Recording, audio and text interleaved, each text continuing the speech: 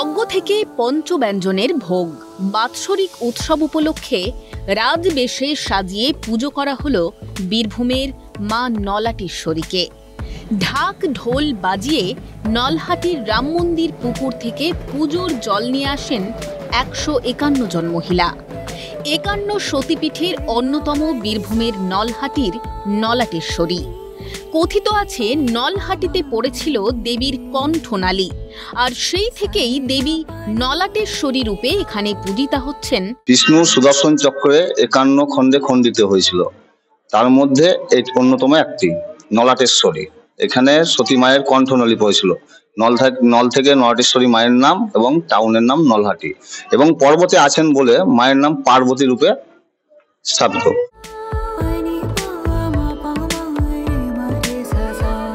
একটি টিলার ওপর অবস্থিত এই মন্দির। এই মন্দিরেই বাৎসরিক উৎসব উপলক্ষে শুক্রবার রাজবেশে সাজিয়ে পুজো করা হলো মা নলাটেশ্বরীকে। আষাঢ় নবমী, এটা আজকে গুপ্ত নবরাত্রির নবমী। সেই নবমী তিথিতে মায়ের আরাধনা আমরা করছি, আর এটা খুবই আমাদের কাছে সৌভাগ্যের বিষয় যে আমরা একটা প্রাচীন শক্তিপীঠের এক পীঠে গুপ্ত নবরাত্রিতে মায়ের এটা আমরা জানি না এটা কি বিশেষ তিথি আজকে মায়ের। ভোরের আলো ফোটার পরই মঙ্গল আরতি করা হয়। ঢাক ঢোল বাজিয়ে নলহাটির রাম মন্দির পুকুর থেকে পুজোর জল নিয়ে আসেন 151 জন মহিলা। দিনভর হোমযজ্ঞের পাশাপাশি ছিল বিশেষ ভোগের আয়োজনও। নলাটেশ্বরী মন্দিরের এক সেবায়েত আশিস চক্রবর্তী জানাচ্ছেন, নাটোরের রানী ভবানী তার বংশধর আষাঢ় মাসের শুক্লা চতুর্দশীতে মাকে প্রথম অন্নভোগ দেয়, আর সেই থেকে আজও মাকে 5 রকম ভাজা গোবিন্দভোগ চালের অন্ন, পায়েস, মাছের ঝোল দিয়ে ভোগ দেওয়া হয়। 51টা ঢাক আজকে এসছে, এবং দুপুরে মায়ের যেটা অন্নের ভোগ হবে, ভোগটা কিন্তু মায়ের সামনে রেখে আজ ভোগটা নিবেদন করা হবে। এবং দুর্গাপুজোর সময় মায়ের 4 দিন মায়ের সামনে রেখে ভোগ নিবেদন করা হয়, এবং কালী পুজো রাত্রে মায়ের সামনে রেখে ভোগ নিবেদন করা হয়।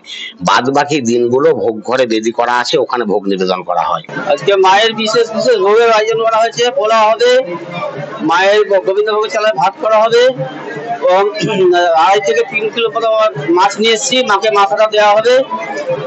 7 রকম ভাজা হবে, মিষ্টি দই হবে, পায়েস হবে, চাটনি হবে, ফুলকপি আলুর তরকারি হবে, ডাল। অন্যবারের মতো এবারেও পুণ্যার্থীদের ঢল নেমেছিল এই মন্দিরে। আগে বিভিন্ন এলাকা থেকে তান্ত্রিকেরা আসতেন তন্ত্র সাধনা করতে। বর্তমানে মন্দির সংস্কার করার পর দেশ বিদেশের প্রচুর পুণ্যার্থী এই মন্দিরে আসেন।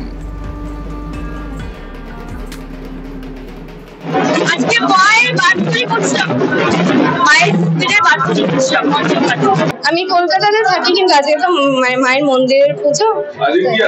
আজ প্রতিষ্ঠা দিবস মায়ের। হ্যাঁ হবে, সারাদিনই অনুষ্ঠান। ভোলানাথ চক্রবর্তীর রিপোর্ট, ক্যালকাটা টেলিভিশন নেটওয়ার্ক।